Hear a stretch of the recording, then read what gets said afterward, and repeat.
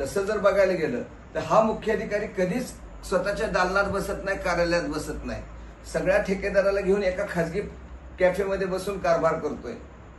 तिथं बसून टक्केवारी ठरतीये, त्या पलीकडे जाऊन ठेका कुणाला द्यायचा हे तिथं बसून ठरतंय. स्वतःचे आप्तेष्ट नातेवाईकांना बोलवून ठेका भरायला लावला जातोय आणि त्याला ठेका कसा देईल असा प्रयत्न केला जातोय. या मुख्याधिकाऱ्याच्या विरोधात येणाऱ्या 7 तारखेला तिथीनुसार 7 जूनला आदरणीय छत्रपती संभाजी महाराजांची जयंती आहे. या दिवसापासून मुख्याधिकारी हटाव फलटण बचाव ही मोहीम हाती घेतली जाणार आहे. फलटण शहराची अवस्था अत्यंत दयनीय झालेली आहे. निवडणुका नसल्याने नगराध्यक्ष नगरसेवक अस्तित्वात नाही. सगळा कारभार हा मुख्याधिकाऱ्याच्या प्रशासक म्हणून हातात गेलेला आहे आणि फलटणचा मुख्याधिकारी हा वेडसर मुख्याधिकारी फलटणला लाभलेला आहे. ह्याला डोक्याचा भागच नाही, कर्तव्याची जाणीवच नाही.